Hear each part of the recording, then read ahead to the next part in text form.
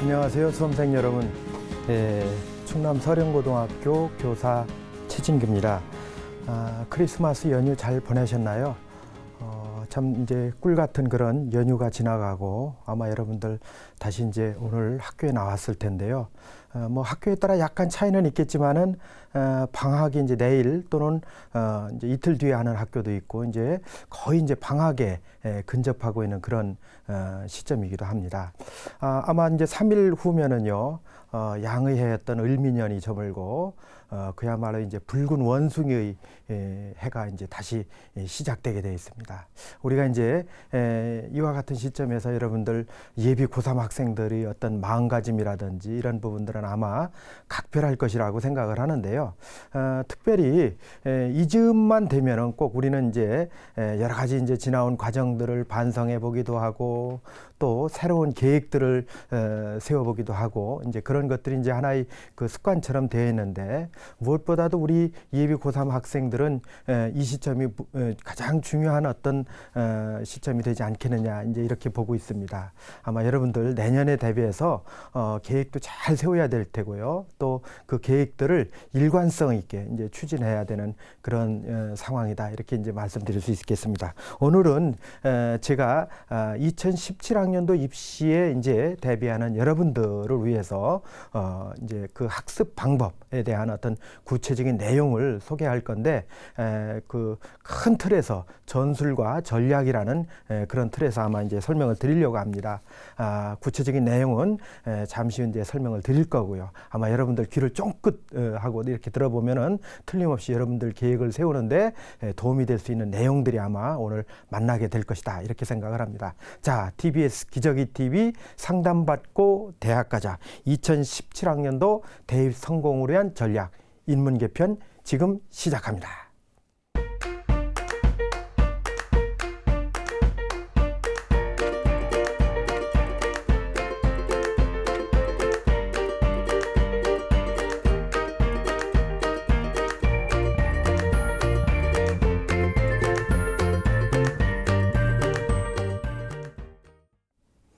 네, 앞에서 제가 겨울방학 얘기를 했는데요.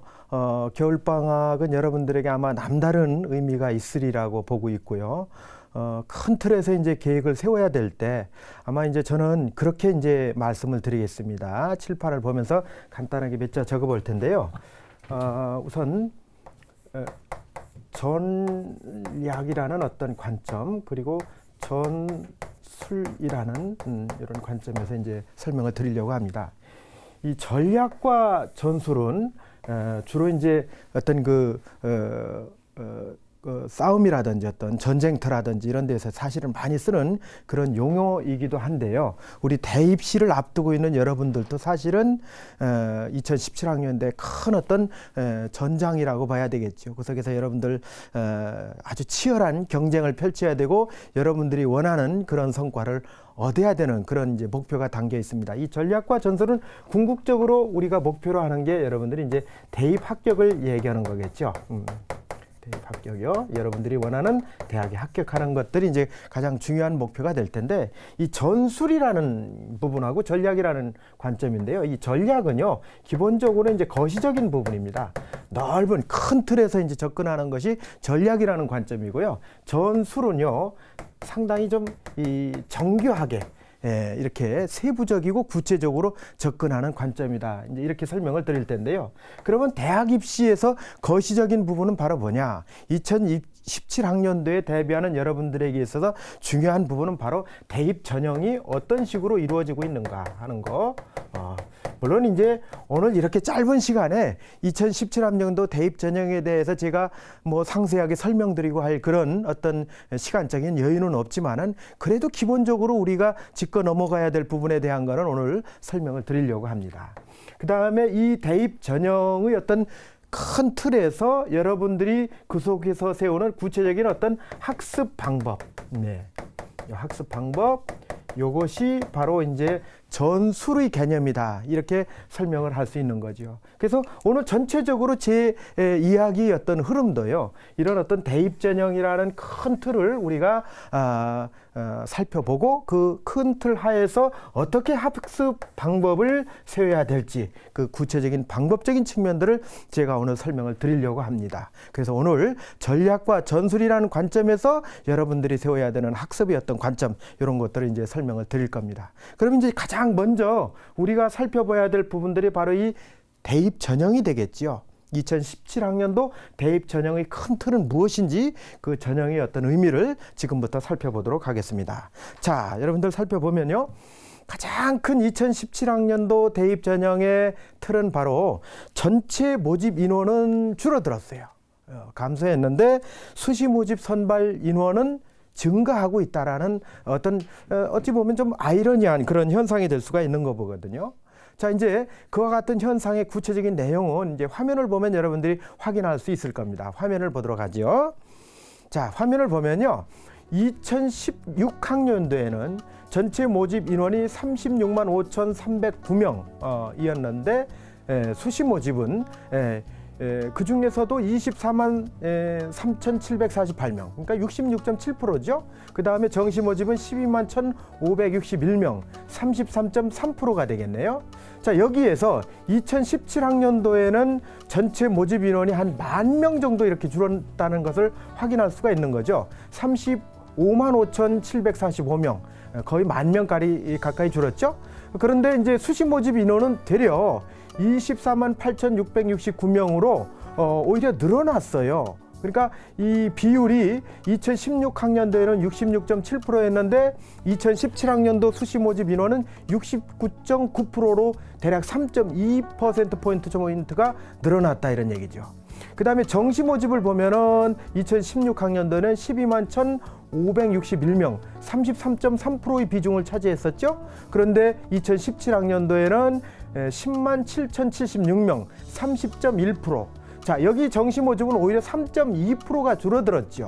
그러니까 정시 모집 인원은 줄어들었는데 그 정시 모집 인원이 수시 모집 인원의 증가로 이어졌다라는 사실을 우리가 여기에서 확인할 수가 있는 겁니다. 자, 이렇게 이제 전체적인 특징 첫 번째는 전체 모집 인원이 감소하고 수시 모집 선발 비중 인원이 늘어났다라는 것을 우리가 확인할 수 있었습니다. 자, 그 다음에 2017학년도 대입 전형의 두 번째 특징이 되겠죠. 자, 수시 모집 인원이 늘어난다고 이제 하나의 특징을 제가 이제 설명을 드렸고요. 그 다음에 여러 가지 전형이 있지만은 그 전형 중에서도 학생부 중심 전형의 비중이 지속적으로 증가하고 있다라는 그런 어떤 특징을 우리가 확인할 수가 있습니다. 이 내용도요, 화면을 보면서 여러분들과 함께 같이 확인해 보도록 하겠습니다. 자, 화면을 보면요. 2016학년도하고 17학년도 전형의 어떤 모집 인원 비교가 이제 나가고 있잖아요.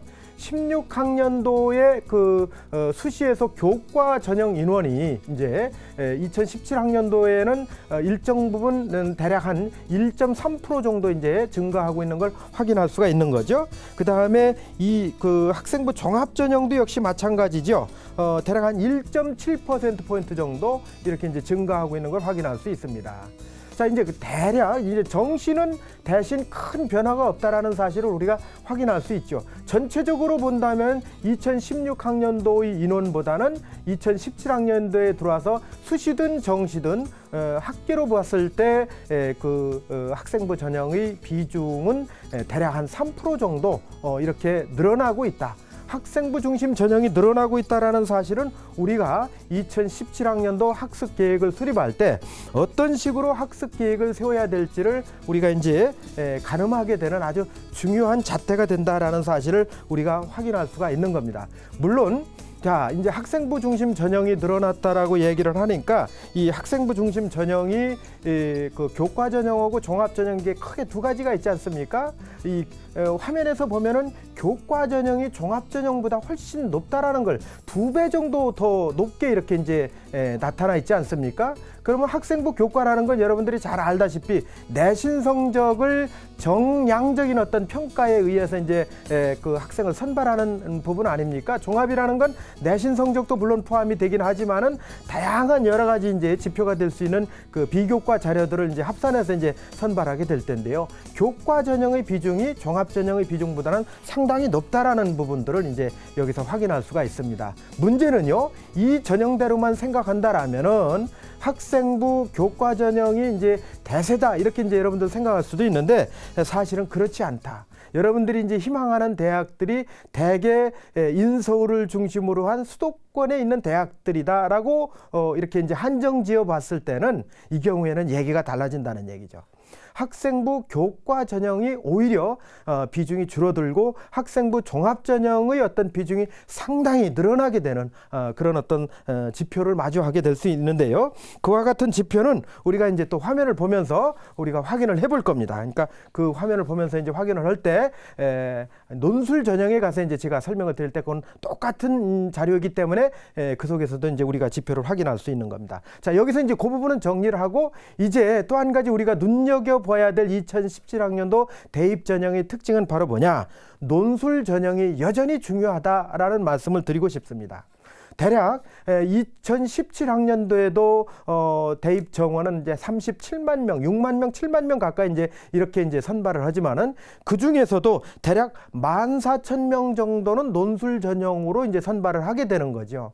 논술 전형 이렇게 이제 14,000명 선발한다니까 뭐 36만 명, 7만 명에서 14,000명이면 아주 상당히 미미한 인원이 아니냐 이제 여러분들 그렇게도 생각할 수 있어요. 그러나 이 수치는 전체 198개 4년제 대학의 어떤 평균적인 수치라고 보는 거고요. 앞에서도 말씀드렸지만은 여러분들이 진학하고자 하는 인서울권 대학이나 또는 수도권 중심의 어떤 그런 대학들의 경우에는 논술 전형의 비중이 확연하게 달라진다라는 것들을 우리가 확인할 수가 있는 그런 내용이죠. 자, 그 부분들은 이제 우리가 화면을 통해서 앞에서 제가 말씀드렸던 학생부 교과하고 종합 간의 어떤 특징적인 차이 그리고 논술 전형의 어떤 비중 화면을 통해서 수치로 여러분들 확인해 보도록 하겠습니다. 자, 화면을 보도록 하겠습니다.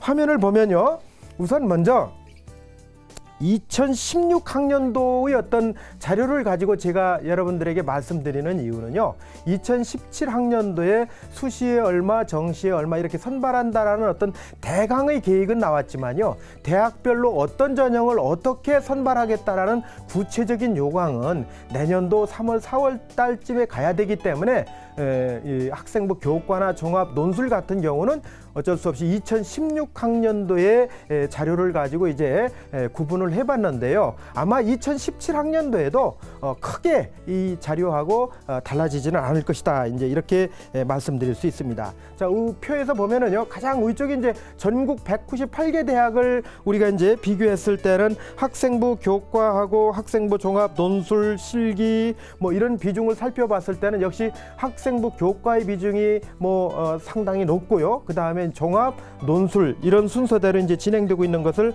우리가 확인할 수가 있죠. 그런데 여기서 우리 학생들이 지원하고자 하는 이제 최상위권 대학이라고 할 수 있는 고려대, 서강대, 서울대, 성균관대, 연세대, 한양대의 경우를 보면은 얘기가 달라진다는 거지요. 이들 6개 대학의 모집 정원은요, 대략 이제 19,000명 정도 이렇게 이제 된다고 보는데요. 학생부 교과로 선발하는 인원은 이 중에서도 그렇게 많지 않다 이라는 얘기죠. 3.7% 정도니까요. 불과 4% 채 안 되는 그런 인원이다 이렇게 이제 보는 거고요. 학생부 종합 전형으로 선발하는 인원도 38% 정도니까요. 자, 이렇게 보면은 전국에서 선발하는 거하고 이들 6개 대학에서 선발하는 인원은 엄청난 차이가 있죠. 학생부 교과라는 거의 미미하게 이제 선발한다는 얘기고 학생부 종합으로 상당히 많은 인원을 뽑고 있다라는 걸 우리가 확인할 수 있고요. 논술 전형으로는 전국 대학으로 보면은 불과 뭐 4.2% 정도에 그쳤지만은 이들 6개 대학 같은 경우는 20.7%니까요. 오히려 학생부 교과로 뽑는 인원보다도 훨씬 더 많이 이렇게 이제 선발하고 있다라는 것을 우리가 확인할 수 있다 하는 얘기죠. 실기는 뭐 이제 특기자 전형이라든지요, 예체능계를 포함한 거니까요. 일반적인 이제 우리 학생들하고는 좀 거리가 있는 부분이니까 이제 그거는 논외로 하고요. 자, 이들 6개 대학을 보면은 5명 중에 1명 정도는 논술로 뽑고 있다. 그만큼 논술의 비중이 높다라는 걸 우리가 확인할 수 있습니다. 이 6개 대학에다가요, 그 다음에 이제 또 6개 대학을 더 합쳤을 때 12개 대학이 되겠죠. 건국대, 경희대, 서울시립대, 이화여대, 중앙대, 한국외대를 합쳤을 때에도 학생부 교과 정적은 4%대로 약간 이제 높아지긴 했지만 미미한 수준이고요. 학생부 종합전형은 여전히 30%를 넘어서는 아주 중요한 이제 선발 기준을 갖고 있는 거고요. 논술 비중도 18%대니까요. 상당히 높은 비중으로 우리 논술로 학생들을 선발하고 있다. 자, 여기 12개 대학에다가요, 다시 이제 8개 대학이죠. 가톨릭대, 국민대, 동국대, 성신여대, 세종대, 숙명여대, 숭실대, 홍익대. 이 대학의 그 선발 인원은 6만 3천 명 정도 되는데요. 학생부 종합전형의 비중도 역시 30%를 넘고 있고, 그런 이제 교과 전형이 조금 높아졌죠. 이제 10% 가까이 됐고요. 그 다음에 논술 전형은 약간 떨어져서 이제 15% 정도를 상회하는 그런 수준으로 나타나고 있다는 것을 확인할 수가 있습니다. 자, 그래서 서울 전체적으로 볼 때는요, 서울권 대학들 같은 경우는 학생부 교과 전형하고 논술 전형하고 선발 비중이 크게 차이가 없다. 약 한 1% 정도 이제 차이가 나타나고, 그 다음에 이제 학생부 종합 전형의 비중이 매우 높다라는 사실을 우리가 여기서 확인할 수가 있는 거죠. 자, 이 자료를 본다라면 역시 우리가 여러분들 겨울방학에 학습 계획을 세울 때 인서울권의 대학들을 목표로 하는 학생들은 논술 전형에 대한 어떤 학습 계획이 반드시 있어야 된다라는 사실을 우리가 확인할 수가 있는 거죠. 자, 그 다음에 2017학년도 대입 전형의 이제 네 번째 특징이 될 텐데요. 국어 수준별 수능의 어떤 폐지, 그 다음에 한국사를 필수로 지정했다라는 점이죠. 뭐 이건 뭐 여러분들이 충분히 다 이미 익히 알고 있고, 또 전국연합을 포함한 모의고사를 또 그렇게 이제 진행되어 오고 있는 부분이니까요.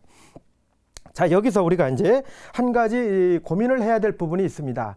국어가 A형, B형이 통합돼서 문이과 공통으로 이렇게 출제되다 보니까요, 인문계 학생들은 자기 등급을 방어해야 된다라는 어떤 그런 과제를 가지고 있지만은, 자연계 학생들은 문이과 공통으로 치러지는 이 시험에서 국어에서 성적이 좋을 경우에는 본인이 원하는 대학에 한 발짝 더 다가설 수 있다라는 어떤 유리한 고지를 점할 수 있다라는 그런 특징을 가지고 있다라는 거죠. 그래서 어떤 의미에서 보면은 2017학년도 대학 입시의 수능에 있어서는 국어가 상당히 중요한 역할을 하고 있지 않겠느냐라는 그런 판단을 하게 되는 거고요.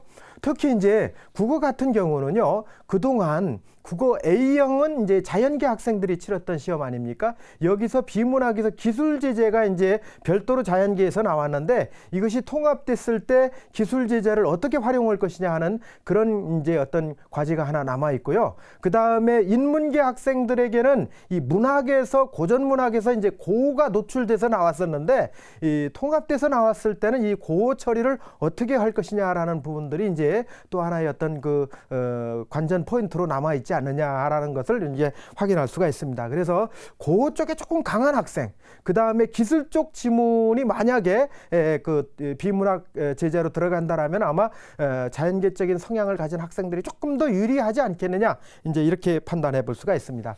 한국사가 이제 필수로 지정돼서 들어올 텐데요. 뭐 여러분들 알다시피 20문항에 50점의 어떤 배점을 가지고 있는데, 40점이 넘으면 이제 절대평가니까요, 모두 1등급이고요.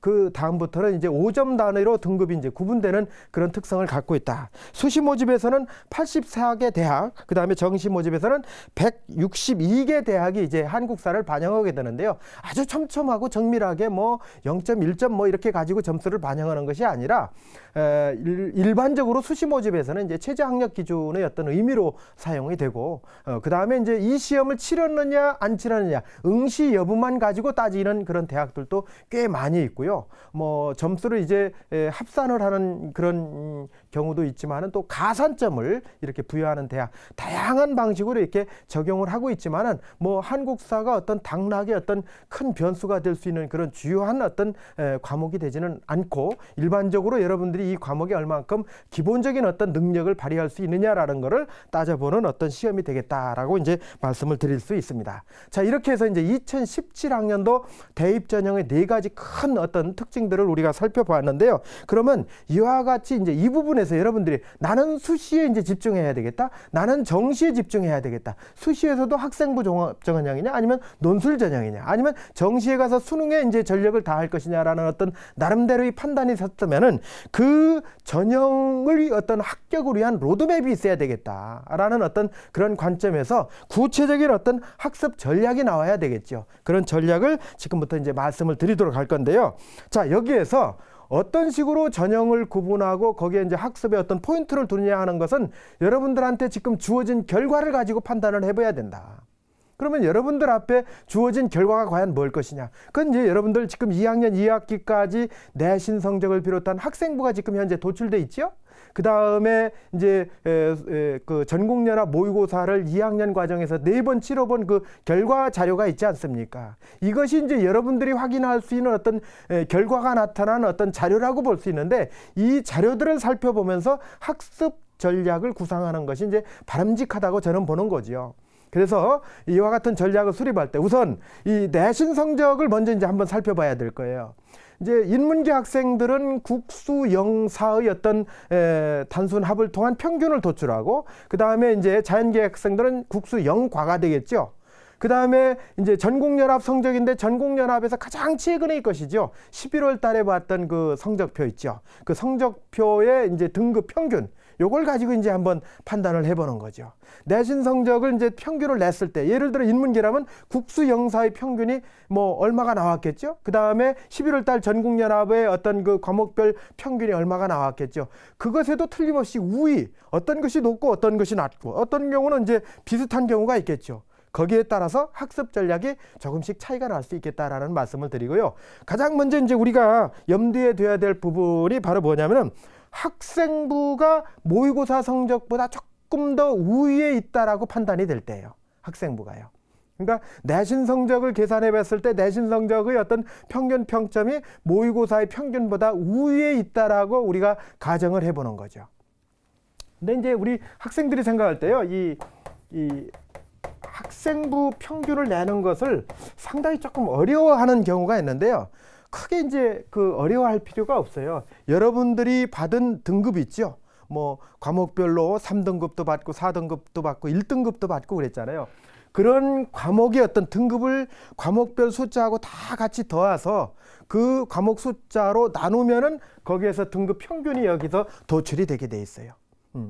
그 평균을 국수영 인문계 학생들은 4회만 평균을 도출해 보면 되죠. 물론 나중에 가서는 실제 대입 전형에 가서는요, 뭐 대학마다 다 차이가 있습니다. 일률적으로 뭐 인문계라고 해서 국수, 영사, 전 과목을 반영하는 거는 아니고, 또 대학마다 과목을 또 선택하게 돼 있는 대학도 있고, 또 뭐 과목 숫자에 어떤 제한을 두는 대학도 있고, 여러 가지가 있지만 지금의 어떤 입장에서 봐서는 여러분들이 학생부상에 기록되어 있는 국수, 영사의 전 과목의 어떤 평균을 더해보는 것이 가장 바람직하다. 이제 그것이 가장 객관적인 자료다. 그 다음에 역시 이제 모의고사도요. 모의고사도 여러분들이 볼 때는요, 한국사는 빼고 평균을 낼 때 빼고요, 국어, 그 다음에 수학, 영어, 그 다음에 이제 탐구 2과목이 있지 않습니까? 그 2과목이니까 구체적으로 따지면 5과목이 되겠죠. 이 5과목을 합해서 5로 나누면 거기에서 이제 평균이 도출될 거 아닙니까? 이렇게 봤을 때 어떤 것이 우위에 있느냐, 학생부가 우위에 있느냐 아니면 모의고사가 우위에 있느냐라는 것들은 여러분들이 확인할 수 있잖아요. 그렇게 됐을 때 첫 번째, 이 학생부의 내신 성적이 우위에 있다라고 했을 경우에는 학습 전략을 어떻게 세워야 되겠느냐라는 거죠. 자, 그 부분은 이제 화면을 보면서 제가 설명을 드리도록 하겠습니다. 화면을 보겠습니다. 자, 화면에 보면요. 우선 학생부가 이제 모의고사보다 이제 우위에 있다라는 이제 역량 분석 내용이 나오죠. 이 중에서 첫 번째가 교과형이에요. 교과형. 학생부 평균이 우수할 경우에는 교과에 이제 집중을 해야 되겠다. 이 교과형이라는 얘기는요, 어떤 의미에서는 학생부 전형 중에서도 학생부 교과형에 지원할 가능성이 높은 학생들이에요. 그 경우인데요. 교과형이라고 했을 때 이때도 이제 내신 성적이 이제 높아야 되는데, 그러기 위해서는 교과만 100%다 이제 학습의 비중을 두고 공부하기에는 조금 무리가 있다. 왜냐하면은요, 교과형 같은 경우에는요, 많은 대학에서 또 수능 최저학력 기준을 또 보고 있거든요. 그렇기 때문에 수능을 전혀 도외시할 수는 없다라고 보는 거죠. 그래서 수능의 비중 한 50% 정도 주고, 그 다음에 교과의 비중을 한 50% 정도 주자는 얘기죠. 이때 교과 같은 경우는요, 이제 3학년 1학기만 남아 있잖아요, 사실은. 수시 모집에 지원한다고 할 경우에는 이제 그렇다는 얘기죠. 이때 3학년 1학기의 교과 성적을 향상시킨다는 전제하에서 겨울방학에 학습 비중을 50% 두는 건 상당히 많이 두는 겁니다. 대부분의 학생들은 이제 수능에 이제 목표점을 두고 공부를 하는데, 이런 학생들은 이제 교과에 비중을 두기 때문에 아마 3학년 1학기 내신 성적이 향상되면 교과 전형에 지원하거나 아니면은 종합형에서도 다양한 어떤 변화를 이제 구사할 수 있는 그런 학생들이 되겠다. 이렇게 이제 우리가 봐야 되겠죠.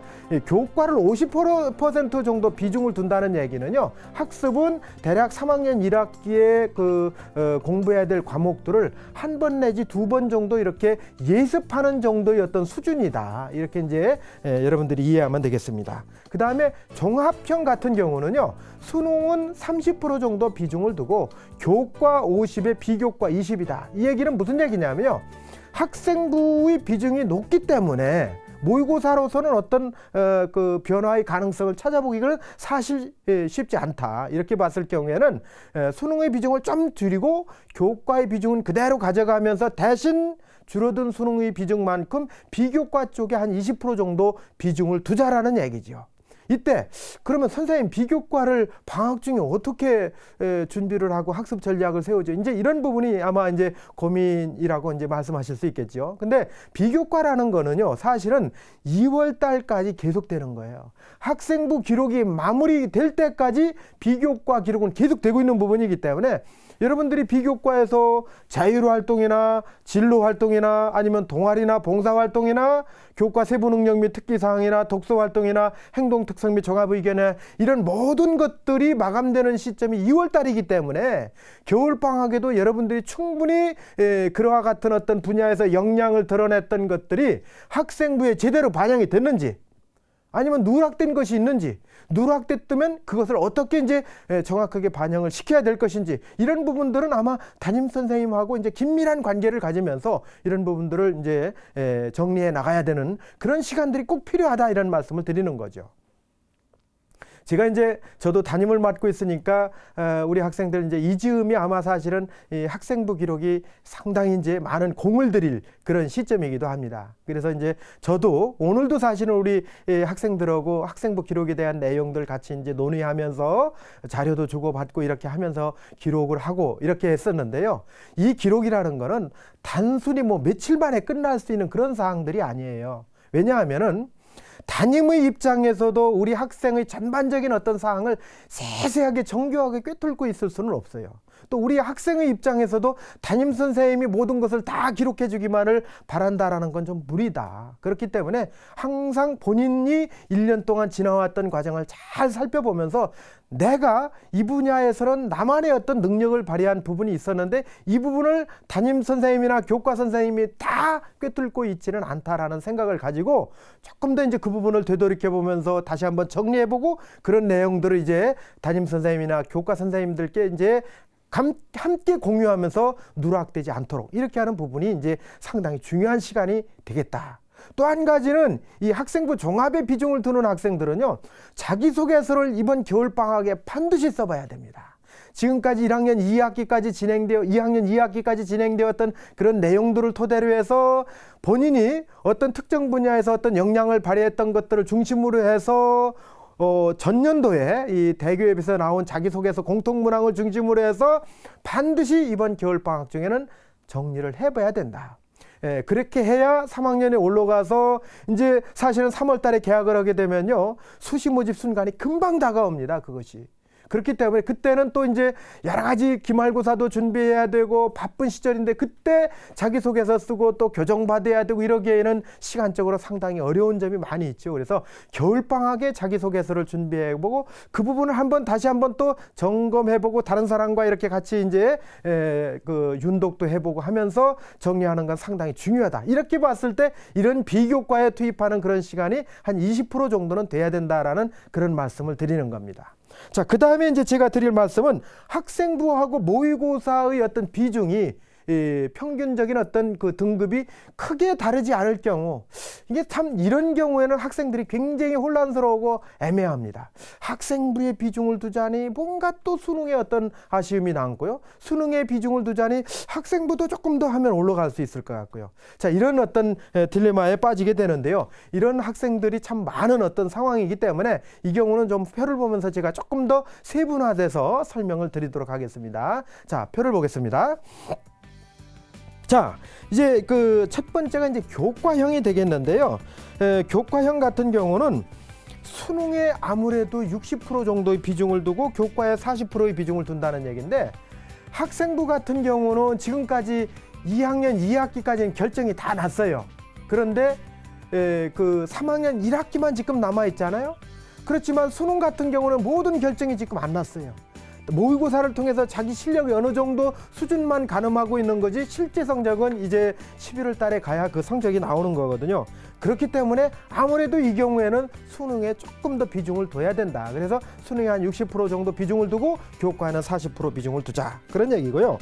그 다음에 종합 쪽에 이제 그 비중을 두는 학생들은요, 수능에 50% 정도를 비중을 두고 그 다음에 교과 30에 비교과 20 정도를 두자 하는 얘기죠. 그래서 비교과 얘기는 아까 말씀을 드렸고요. 교과 30은 이제 3학년 1학기에 배울 과목들을 예습하는 정도의 어떤 그 학습 계획을 세웠으면 좋겠다 하는 말씀을 드렸습니다.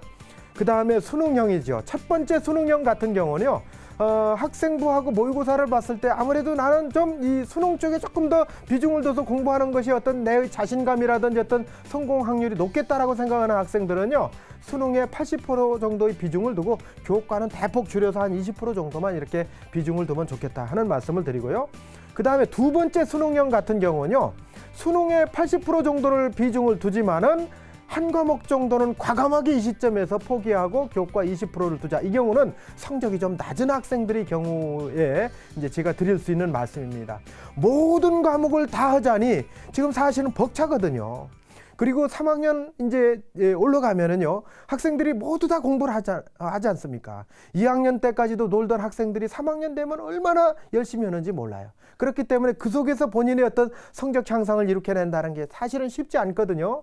그런 의미에서 본다라면 수능에서 한 과목 정도는 본인에게 좀 이렇게 열심히 해도 이거는 참 내가 볼 때는 어떤 한계라고 생각하는 그런 부분이 있다라면 한 과목 정도는 이제 떨쳐내고 집중할 수 있는 것. 그렇게 되면 어떤 의미도 있느냐면요, 수시 모집에서 최저 학력 기준이 필요한 학생도 있잖아요. 최저 학력 기준이라는 건 대개 이제 두 과목, 많아야 세 과목이잖아요.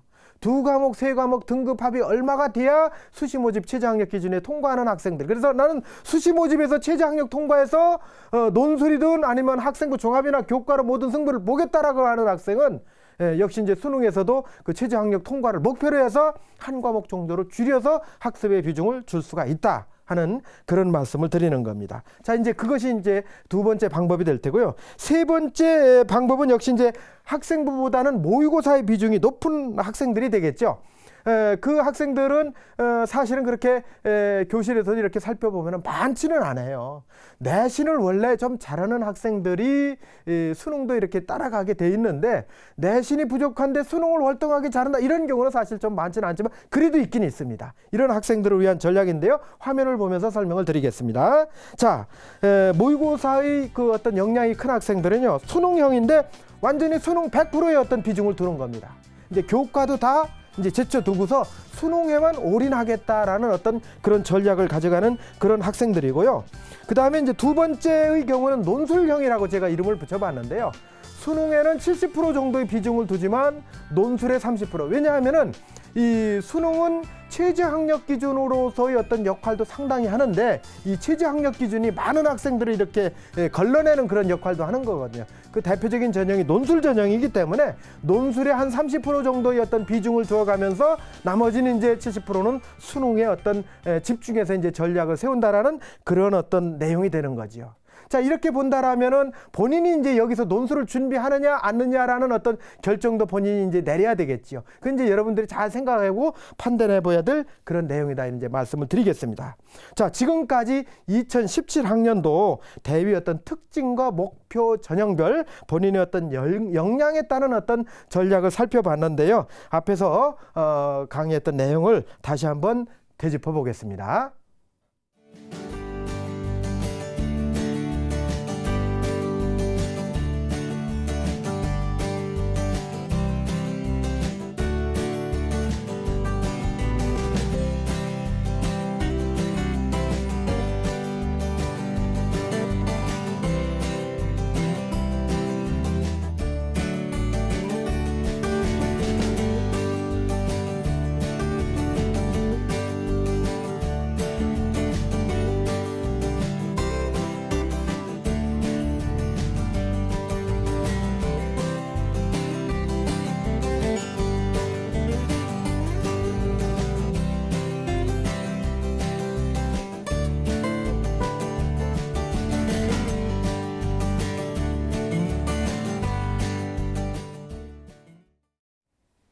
네.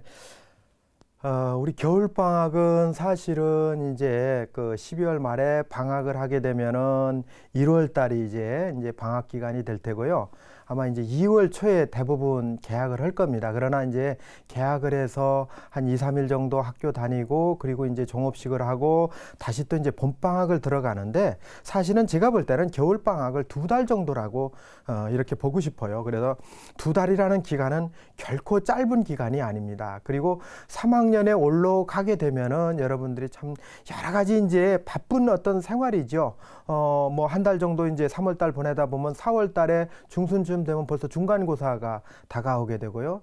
중간고사 끝나자마자 이렇게 이제 그 전국연합 시험도 치르고 그 다음에 6월 초에 이제 모의평가 시험이 있죠. 모평을 치르고 나면은 또 이제 기말고사가 곧바로 다가오고 수시 시즌이 됩니다. 이렇게 될 때 이렇게 바쁘게 지나가기 때문에 이번 이 2달 정도 되는 이 겨울에서 봄에 이르는 이 방학 기간 중은 아마 여러분들이 그 단점을 보완할 수 있는 거의 그 마지막 기회가 되지 않을까 이제 저는 그렇게 판단을 하고 있거든요. 그래서 이 시간이 너무나 보석처럼 소중한 시간이고 그래서 학습 전략이 정교하면서도 효율적으로 잘 짜여져야 되는 이유가 이제 바로 거기에 있다 이런 말씀을 드리고요. 우리가 이제 학습 계획을 세우면서요 여러분들이 꼭 놓치지 말아야 될 부분이 있다라고 생각을 합니다. 역시 이제 앞에서 제가 모의고사 내신 성적을 가지고 이제 학습에 대한 내용을 쭉 설명을 드렸지만 빠지지 않았던 부분이 바로 이 수능이었죠. 이 수능에 대한 학습 전략을 세우면서 여러분들이 꼭 챙겨야 될 부분입니다. 그 챙겨야 될 부분을 화면을 보면서 제가 짚어보도록 하겠습니다. 자, 화면을 보겠습니다. 자, 화면에 보면요. 우선 역점적으로 겨울방학에 여러분들이 학습해야 될 내용들이 자, 3가지로 저는 봤습니다. 돌아보기, 바라보기, 마주보기. 돌아본다는 얘기는 이제 지나간 부분을 다시 한번 살펴본다는 얘기인데요. 2학년 모의고사 문제, 전국연합 모의고사를 얘기하는 겁니다. 이때 시험을 봤던 내용 중에서 여러분들이 오답을 냈던 부분들이 있죠. 그걸 한번 정교하게 풀어보는 겁니다. 자, 이렇게 다시 풀어보다 보면은 여러분들의 어떤 문제점 확인할 수 있죠. 그 다음에 이제 바라보기는 3학년 모의고사 문제풀인데요. 뭐 조금 이따 상세하게 얘기는 하겠지만은 3학년 때 그 치렀던 3학년 학생들이 지금 이제 졸업하는 학생들이죠. 여러분들한테는 1년 선배가 될 텐데 이 3학년 학생들이 치렀던 모의고사 있죠. 전국연합, 모의수능, 수능 문제 이런 것들을 좀 한번 미리 풀어보자는 것이고요. 그 다음에 마주보기는 바로 이제 EBS에서 준비한 예비 고3들을 위한 여러 가지 특강들이 있습니다. 그 특강들 중에서 국영수 이 도국 과목을 중심으로 해서 규칙적인 어떤 수강하는 자세를 좀 갖자라는 그런 말씀을 이제 드리고자 하는 건데요. 여기서요, 구체적인 내용은 이제 제가 하나하나씩 짚어보도록 할게요. 자, 이 돌아보기는 방금 전에 말씀드렸다시피 2학년 때 여러분들이 치렀던 전국연합이 4번이 있었죠. 3월, 6월, 9월, 11월 이렇게 이제 전국연합 시험을 치렀었는데요. 이때 여러분들이 틀렸던 문항이 있을 겁니다. 아마 이제 학교별로 대부분 선생님들이 그렇게 얘기를 해요. 전국연합을 치르고 나서는 문제지를 버리지 말고 꼭 간직하고 있으며 오답풀이 노트를 만들어라. 이렇게 이제 말씀을 하고 계시는 그런 경우가 많은데요. 뭐 오답풀이를 안 했더라도 지금쯤 한번 여러분들이 다시 한번 살펴보고요. 여러분들이 틀렸던 문제를 잘 좀 한번 점검을 해보세요. 여러분들이 틀렸던 문제는 앞으로도 그 문제가 계속 틀린다는 거고, 그 틀린 문제가 바로 여러분들이 가지고 있는 취약점이다 이런 얘기 아니에요. 어떤 공부를 하든 내 장점은 잘 살려야 되겠지만 제일 중요한 것은 단점을 장점으로 바꾸는 거잖아요.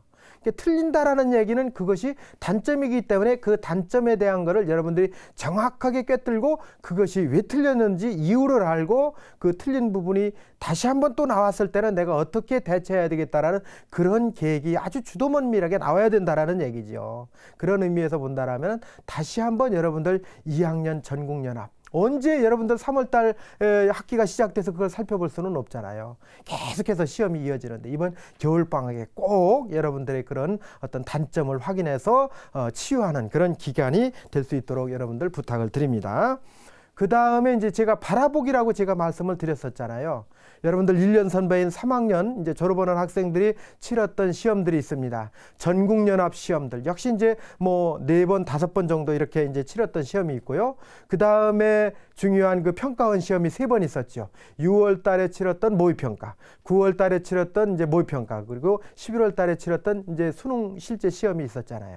자, 이제 이 시험 문제지들을요, 확보를 해서 여러분들이 한번 풀어보는 겁니다. 저는요, 수능을 준비하는 데 있어서 가장 중요한 그 포인트 중에 하나는요, 실전에 어떤 사용됐던 문제들을 풀어보는 것이 가장 바람직하다라고 봐요. 왜 그러냐면은 수능 같은 경우는요, 정확하게 이제 그게 답인 이유가 분명해야 되고, 그러려면 문제의 어떤 정밀성이 아주 높아야 돼요. 근데 실제로 이제 그 전국연합 같은 경우는 시도교육청에서 많은 선생님들이 일정한 학습 기간을 통해서 아주 세밀한 관찰력을 가지고 교정에 교정을, 검증에 검증을 더해서 만들어내는 문제고, 뭐 수능은 평가원에서 주관하니까 그건 뭐 더 말할 필요가 없겠지요. 그렇기 때문에 이런 그 아주 정확하고 객관적이고 과학적인 그런 문항들을 여러분들한테 풀어보라는 말씀을 좀 이렇게 이제 권해드리는 거거든요. 그래서 이런 문제들을 구입해서 풀어보는 거. 그럼 선생님 혹시 3학년 문제인데 2학년 입장에서는 조금 버겁지 않을까요? 이렇게 이제 여러분들 좀 우려의 어떤 목소리를 낼 수도 있을 것 같은데요. 그거는 이제 제가 그렇게 보는 겁니다. 어떤 예습의 효과다. 이제 3학년에 가서 우리가 공부해야 될 또는 시험을 치러야 될 내용들이 어느 정도 수준이다라는 걸 우리가 좀 미리 한번 살펴보는 그런 효과도 있고, 또 이제 그와 같은 어떤 문제에 대한 어떤 적응력을 높이면서 내가 이제 그런 어떤 3학년에 올라가서 치르는 시험에 있어서의 어떤 자신감을 갖게 해주는 그런 어떤 역할도 여기에서 일정 부분 가지고 있다. 이제 이렇게 우리가 봐야 되는 거죠. 이제 그런 의미에서 여러분들 볼 때는 반드시 이번 겨울 방학 중에는 이런 어떤 3학년 학생들이 치렀던 문제를 반드시 꼭 풀어보는 어떤 시간이 됐으면 좋겠다라는 말씀을 드리고요. 그 다음에 세 번째는 이제 마주보기라 이렇게 이제 얘기를 했는데요.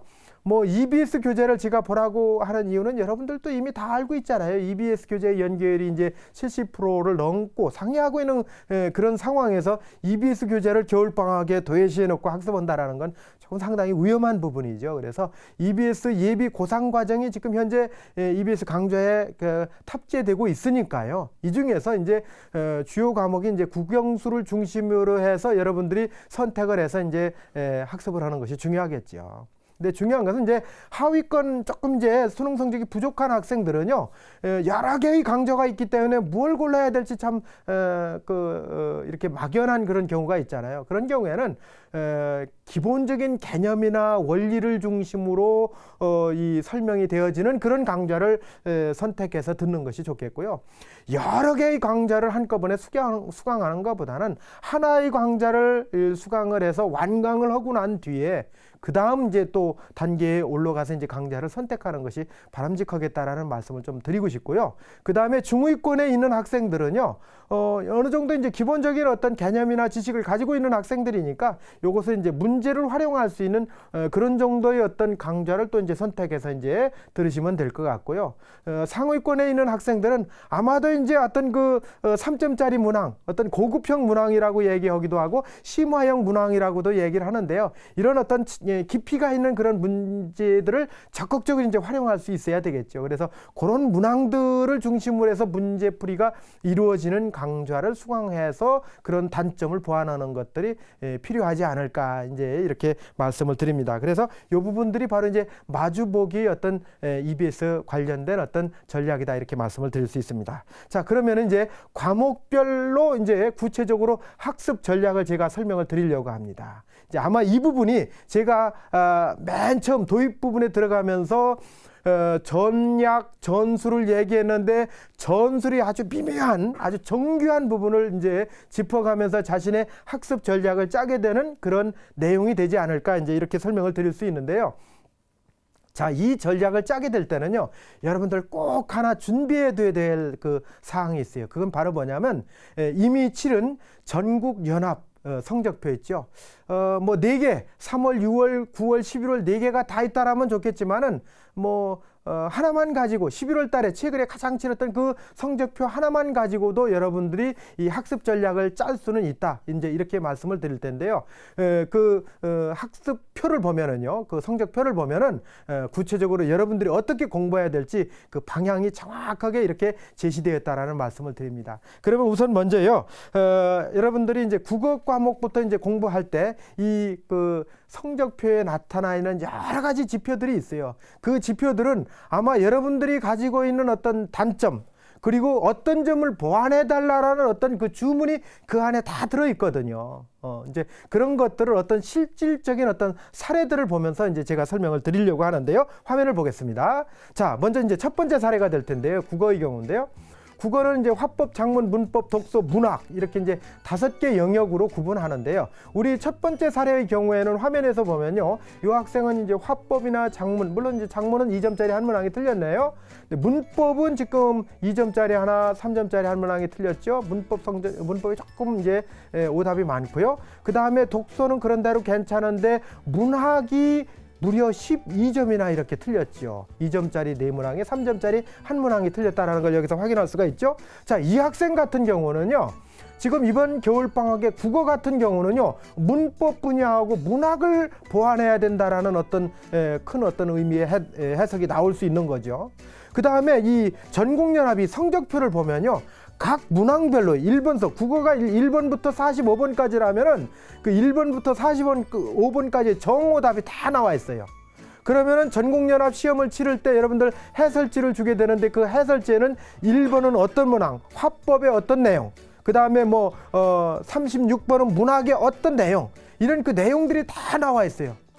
그러면 예를 들어 이제 문법에서 어떤 뭐 높임법이 틀렸는지 아니면 시제가 틀렸는지 이런 것들이 나올 거고, 문학에서 저렇게 이제 12점 정도가 오답이 나왔다라면 문학에서도 이제 고전 문학인지 아니면 현대 문학인지 산문인지 운문인지 주로 많이 틀린 부분이 이제 확인이 될 수 있다라는 얘기죠. 그러면 이렇게 많이 틀린 부분에서 학습 전략을 세우면은 여러분들이 이제 그것이 단점을 보완하는 부분이다. 두 번째 사례의 경우를 화면을 통해서 살펴보도록 하겠습니다. 자, 두 번째 경우는요, 화법 다 맞았고 작문도 다 맞았는데 문법에서 한 문제 정도 실수했고요. 그 다음에 독서가 상당히 많이 또 이제 아쉬움이 있죠.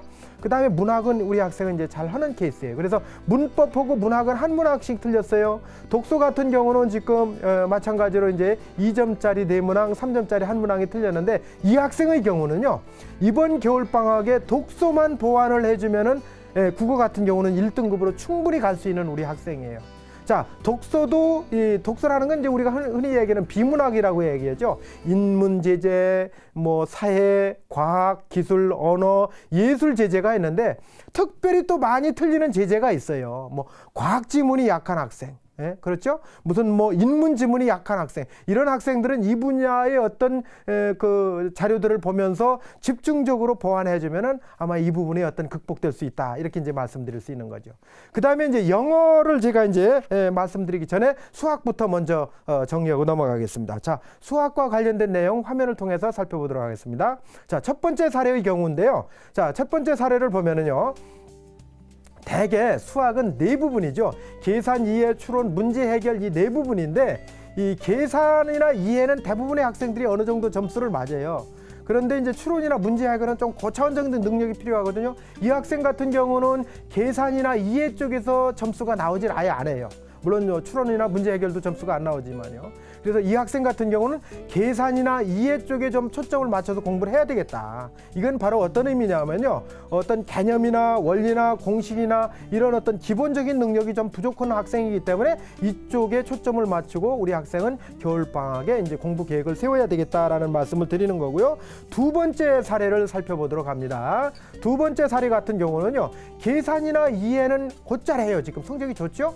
그런데 추론이나 문제 해결, 역시 이제 고차원적인 어떤 그 문제 상황을 의미하는 쪽에서 이제 조금 약한 모습을 보이고 있는 거잖아요. 이런 그 학생들 같은 경우는요, 기본적인 개념이나 원리보다는 그 개념이나 원리를 적용해서 응용하는 어떤 그런 다양한 문제, 이런 것들이 이제 심화형 문제라고 하죠. 그런 문제들을 좀 더 이번 겨울방학에 폭넓게 이제 풀어보고, 특히 이제 추론이나 문제 해결 쪽에서 오답을 많이 냈던 문제들 중에서도 이제 특정 분야가 약한 쪽이 이제 통계를 내서 보면 나올 거예요. 뭐 수열이 약하다든지 함수가 약하다든지 뭐 방정식이 약하다든지 이런 부분이 나오면 특별히 약했던 부분을 조금 더 집중적으로 보완하는 그런 전략을 세울 필요가 있다라는 말씀을 드립니다. 그 다음에 이제 영어가 될 텐데요. 영어도 이제 그 사례를 보면서 설명을 드리도록 하겠습니다. 자, 표를 보면은요, 첫 번째 사례의 경우인데요. 우선 이제 듣기, 말하기, 읽기, 쓰기 4개 영역으로 이제 우리가 나눠보는데요. 이 학생 같은 경우는 듣기가 이제 좀 약하네요. 보니까 11점 정도가 이제 틀렸고요. 전국 평균보다도 우리 학생이 듣기가 지금 성적이 낮죠. 그러니까 이 부분은 상당히 지금 보완해야 될 개연성이 높다라는 얘기고요. 말하기, 그 다음에 쓰기는 곧잘 하고 있는데, 읽기는 곧잘 하고 있는데 쓰기 쪽에서 또 성적이 많이 부족하죠. 그러니까 전국 평균보다는 쓰기는 한 3점 정도 높긴 하지만 그래도 보완할 부분은 많이 남아있다라는 얘기가 되겠죠. 그래서 우리 학생은 이 경우에는 겨울방학에 듣기 쪽에 치중을 하면서 쓰기 쪽에 보완을 하는 그런 어떤 학습 전략이 필요하다라는 말씀을 드리는 거고요. 그 다음에 이제 두 번째 사례를 보면요. 두 번째 사례는 듣기, 말하기, 읽기는 상당히 좀 아쉬움이 있네요. 쓰기는 이제 어느 정도 성적을 유지하고 있고요. 이 학생은 지금 읽기, 우리들이 흔히 얘기하는 독해 쪽에 이제 부족한 어떤 능력을 보이고 있잖아요. 그러면 이제 이번 겨울방학에 독해 쪽에 이제 계획을 세워야 될 텐데, 독해라는 거는 우리가 이제 어휘도 많이 알아야 되고, 무슨 구나 절이나 이런 문법적인 요소나 관용적 표현이나 이런 것들을 다양하게 많이 알고, 또 중심 문장과 뒷받침 문장과의 관계, 또 어떤 독해의 어떤 기법적인 문제, 어떤 내용들, 이런 것들도 알아야 되잖아요. 그래서 이 학생 같은 경우는 독해 쪽에 주안점을 맞추고 이번 겨울방학에 영어의 어떤 계획을 세워두는 것이 이제 바람직하다. 이렇게 되면 이제 여러분들이 취약한 부분을 보완할 수 있는 그런 전략들을 이제 정교하게 세울 수 있다라는 얘기가 되는 겁니다. 자, 이렇게 이제 살펴봤고, 이제 여러분들 이제 건강한 이 겨울방학을 맞이해야 되잖아요. 학습을 하면서. 그래서 이제 건강한 학습을 위해서 우리가 이제 그 전략을 세워야 될 텐데, 그 부분도 이제 제가 몇 가지 짚어보겠습니다. 첫째, 생활 패턴이죠. 방학이 되면 좀 게으를 수가 있는데 평상시 학교 다닐 때하고 크게 다르지 않아야 된다라는 얘기입니다. 평상시에 6시에 기상했으면 방학 때도 똑같이 기상해서 이제 뭐 대개 이제 고3들은 나가서 이제 학교에 보충 수업도 있고 여러 가지가 있잖아요. 그 수업의 패턴에 맞춰서 이제 생활을 하라는 말씀을 드리고 싶고요. 그 다음에 시간대별로 이제 학습 전략을 세워라. 그래서 오전에는 조금 그 아침 같은 때는 암기 과목 중심으로 하고 오후에는 어떤 계산적인 능력, 밤에는 이제 감성적인 요소가 있으니까 국어 같은 과목들을 이제 배치하는 것이 좋겠다라는 말씀이고요.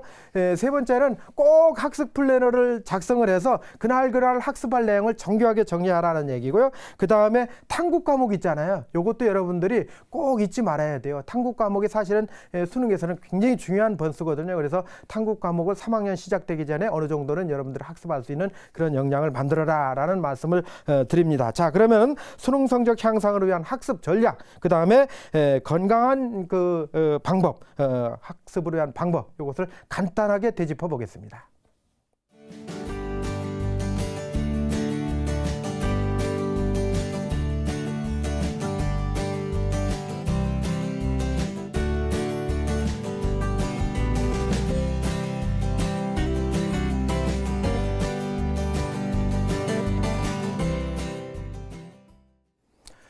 자, 여러분들 지금까지 제가 설명드린 내용들 어느 정도 이해는 됐는지요? 제가 여러분들한테 꼭 드리고 싶은 한 말씀을 이제 칠판에 쓰면서 정리를 하겠습니다.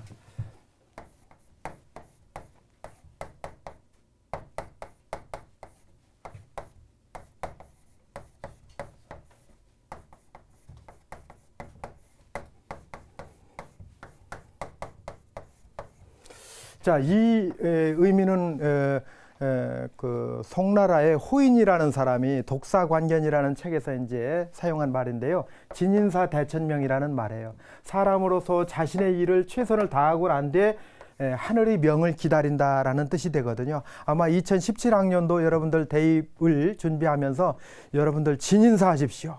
최선을 다하고 그리하면 하늘도 여러분들을 보살필 것이다. 여러분들에게 대입 합격이라는 큰 선물을 내릴 것이다 라고 생각을 합니다. 여러분 꼭 승리하십시오. 감사합니다.